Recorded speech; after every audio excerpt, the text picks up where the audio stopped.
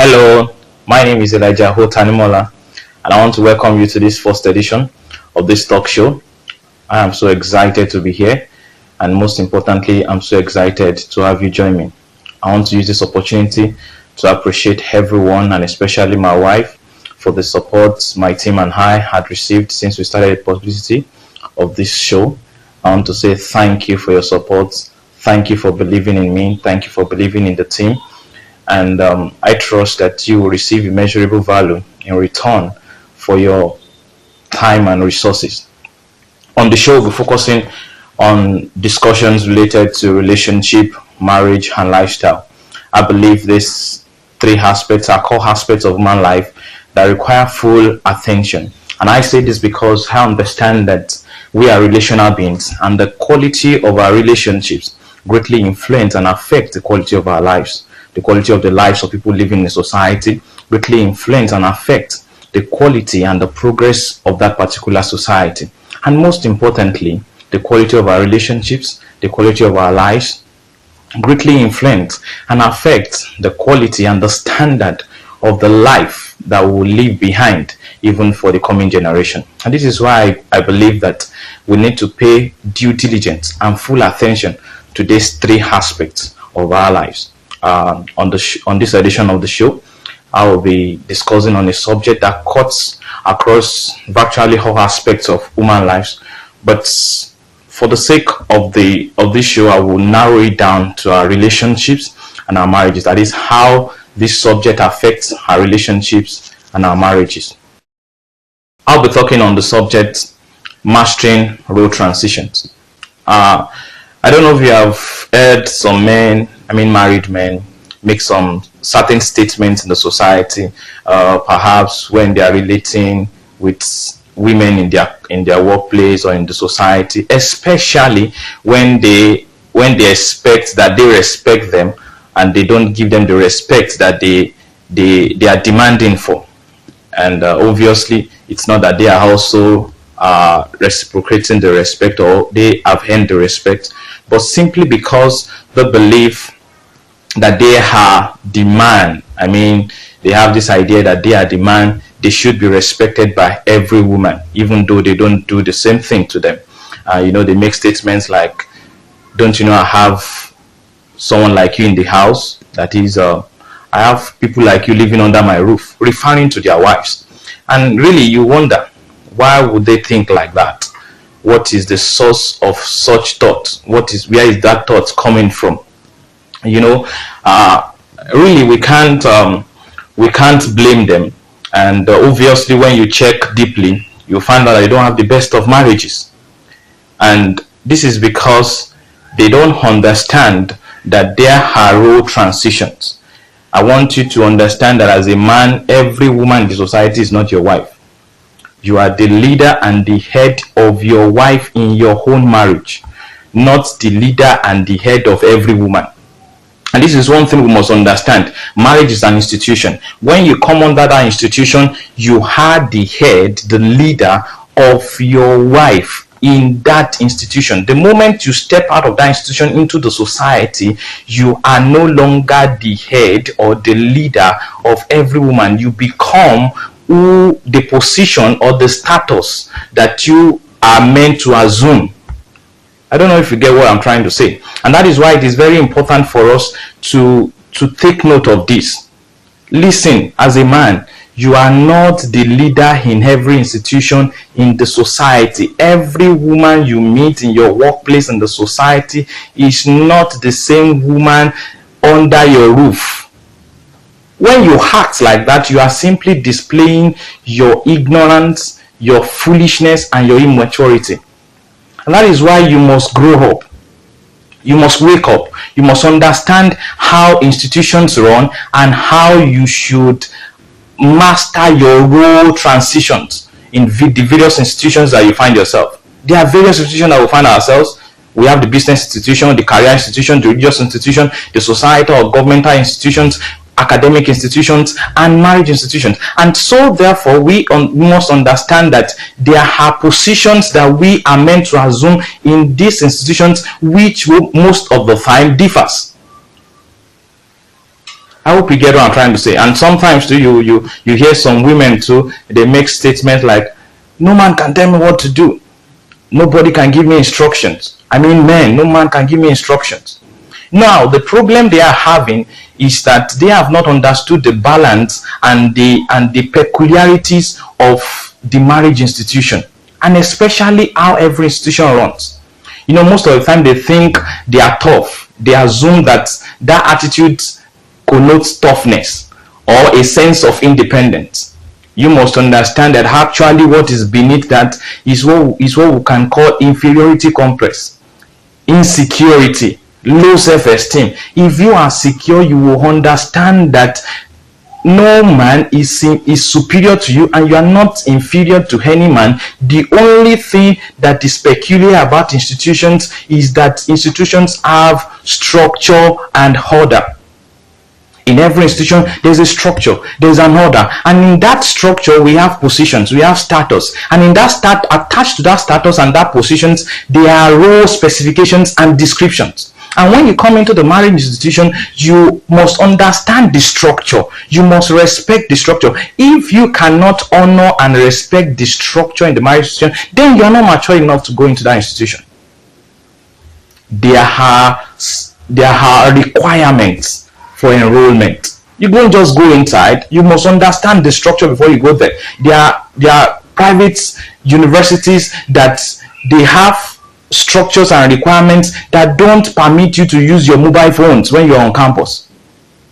And you can't get to that institution and start saying, no, me, I have to use my mobile phone. Why would you tell me not to use my phone? That means it shows your ignorance even before you applied for admission, because it is clearly stated, these are the requirements, these are the structure, these are the order for this particular institution. And if you are not ready to adhere with it, then you don't apply.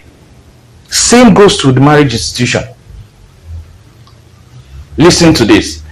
If you are not mature enough, and if you feel you cannot submit to your man in your marriage, then you are not ready for marriage. Don't go into it. It is that simple. It is that simple. You know, a lot of times people don't understand this, and this is the imbalance that we see in a lot of feminist campaigns and things like that. I'm not saying all that they are saying is totally wrong, but the point is they are not balanced. There's no crime in you being financially independent. There's no crime in you being emotionally mature and things like that. But the point is, the issue boils down to, do they tell us what the marriage institution requires? Do they explain the structure? Do they explain that there is a structure, there is a position, there are role specifications and descriptions for every position that is in that structure? And this is one thing we must also understand. We must understand we must have a foundational mindset about our gender identities. If as a man you don't understand this foundational mindset about your gender identity, then you will have problem relating with the society, and most especially relating in your having success in your relationships and in your marriages. Why? Because this is very important. It is the foundation. For you to treat your wife well, for you to respond to your husband correctly, you need this foundational mindset. What is that foundational mindset? This is it. We must understand that both genders, we have equal value, equal worth, and equal importance by creation.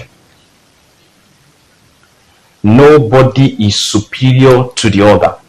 At creation, when God was creating man, he said, let us make man in our image after our likeness. What that means is this. He's saying, let us make man with the same value that we carry, with the same worth that we have, with the same importance that we have. We are not less than God. He created us with the same value, with the same importance, with the same worth. The only thing is, even in that particular setting, in that institution, that is the divine institution, we have structure too.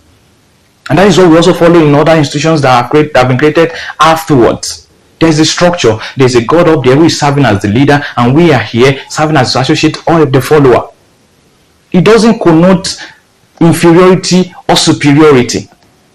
God is the Almighty, but He chose to create us in His image and after His likeness. And we must understand this, that both Bible says, and He said, let us create man after in our image and after our likeness. He said, male and female created He them. That is, both gender, they are created in the same image and likeness as God. Equal value, equal worth, equal importance. The Bible says, as He is, so are we in this world. Your wife, every woman is not the man must understand, especially the man must understand that every woman has equal worth, equal value, equal importance as you. You are not superior. She is not inferior. This must be the foundational mindset we must carry. Take, for instance, my child is not inferior to me in any way. I am the father. He takes instructions from me, but that does not mean that I am superior in the sense of creational value, importance, and worth. I have known more than he does. I have developed my value. I have amplified my value more to be able to instruct him. But it doesn't mean that he is inferior to me. If I say he is inferior to me, then I'm saying that actually I have produced somebody that is lesser than who I am. And of the truth, when you see him in the physical sense, he's even more handsome than I do. But actually, that's not what I'm talking about. I'm talking about this foundational mindset we must carry. Before you choose to go into the marriage institution, you must have this foundational mindset. Now, after we have understood clearly this foundational mindset, which I believe it will help us to thrive in virtually all institutions that we involve in, especially considering that we have both gender in every institution. Now, another thing we need to understand as far as the marriage institution is concerned is that every established institution, like as marriage institution is also an established institution, there are structures. I've said earlier, there are structures and there's an order, and we must understand that in this structure we have a decisive position or a leader position and an associate position. Now, one of the major role of the leadership position is the decisive role. One of the major roles of this associate position is this suggestive role. And when I say decisive, I mean it takes the final decisions. When I say suggestive, he or she supplies opinions and makes suggestions. Now, we must understand this clearly. And going by the foundational mindset I've said earlier, as a man, you must understand that your wife, even though your wife is taking the associate position, which is a suggestive role, she is not a dummy. You must be wise enough. Every wise leader is wise enough to identify the graces and the giftings and the potentials of his associates. And he is wise enough to now maximize their potentials. I am telling you, one of the greatest blessings that I've enjoyed is my wife. You know, there's virtually no decision that I make that I don't involve her. I even intentionally seek for her opinion, for her advice, and I put it into consideration when I'm making the final decisions.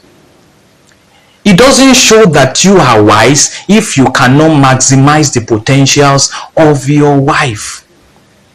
That is what a good leader does. In fact, most of the brilliant decisions that we think actually come from the leader, they are as a result of the brilliant suggestions of their associates that they have been able to maximize, that they have been able to put into consideration when making their final decisions. And this is one thing we must understand. Your wife is not a dummy.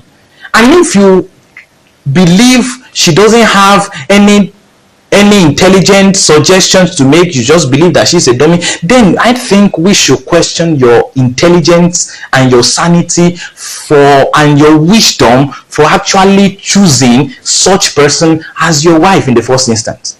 Because you must understand, every wise man, every wise leader always appoints associates that will promote the growth of their institutions. So if you are going to an institution, if you are the leader of the home, and you don't choose wisely someone that you can maximize our potentials, someone that you can recognize our giftings and maximize them in order to promote the status of your life, the status of your home, then it means that we should question your intelligence, we should question your sanity, we should question your wisdom. And listen to this, young ladies. You must ask yourself this question: this man that I'm dating, this man that I'm courting, does he carry me along? Does he actually ask for your opinions even now? If he doesn't, then my dear, you need to wise up. You need to what? You need to wise up. Listen, men, listen. You don't turn that woman into a dummy or a teddy bear because she's married to you. There are a lot of men that their women are more or less like teddy bears now. She can't give suggestions. He doesn't even ask for her opinion. He just believes he knows, he's the all in all, he's the all knowing, and he makes the decision. It doesn't work that way. It doesn't work. You know, on a lighter note, I've even seen girls, especially girls, they have teddy bears and they talk to their teddy bears, expecting that their teddy bears will give them imaginary suggestions. So even if it's that, you should be wise enough to maximize her potentials, to maximize what she carries. And this is how it works. This is how you can actually enjoy the best of your marriage. This is how you can enjoy the best of your home. Be wise. Be wise. Be mature enough to actually maximize our potentials. One of the responsibilities of a leader is to have the eyes that recognizes potentials and the ability to channel those potentials effectively in order to produce an efficient, outstanding, tremendous, overwhelming result. Your wife is one of the greatest assets you can ever have. And that is why you must choose wisely. And if you have chosen already, recognize what she has and maximize that. I hope you get what I'm trying to say. That's for the man. Now, for the woman, you need to understand that you have taken up a suggestive position. And by suggestive position, it doesn't make you inferior.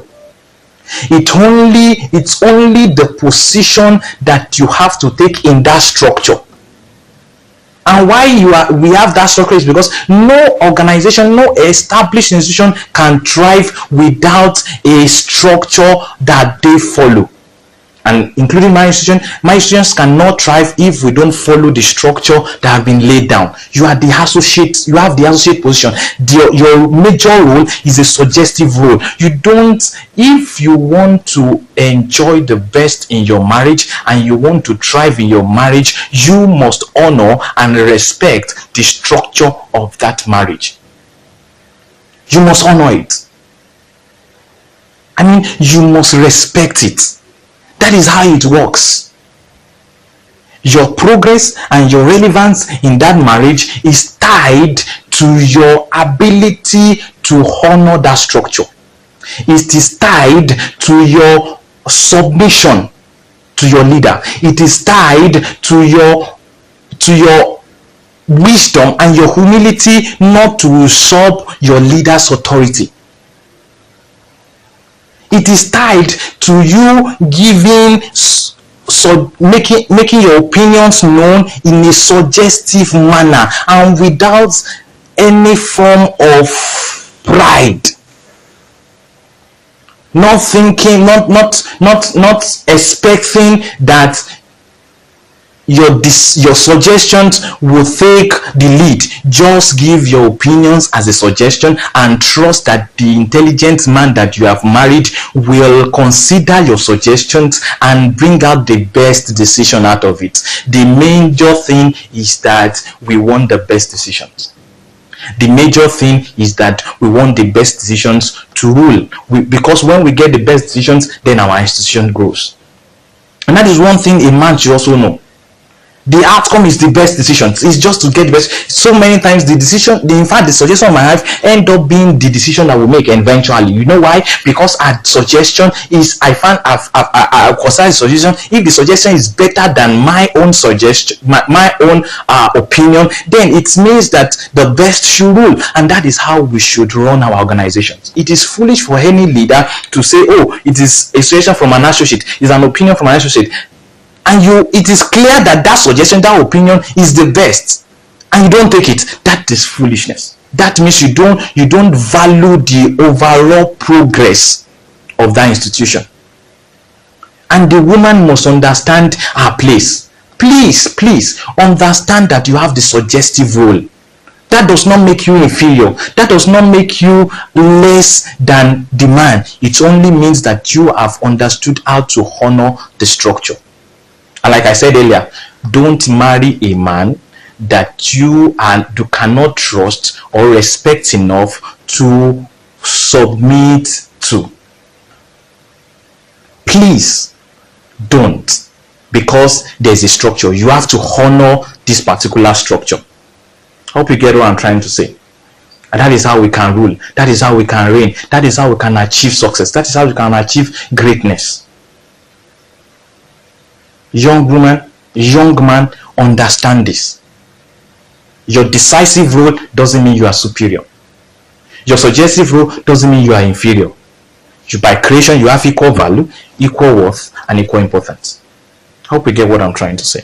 And then the question is, how do I master role transition? Alright, let me quickly give some quick tips on how you can master your role transitions. The first thing is this: identify the various institutions you are involved in.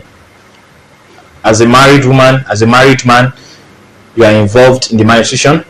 You can also be involved in the career institution. Identify those institutions that you are involved in: religious institutions, business institutions, and so on and so forth. And the second thing is this: understand your position and your attached role specification in each of these institutions and play them correctly.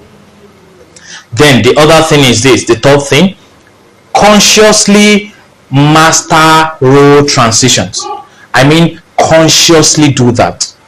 Sometimes you may forget to switch. Don't beat yourself over that. Just make sure you apologize to whoever you need to apologize to and quickly take it up again. You know, sometimes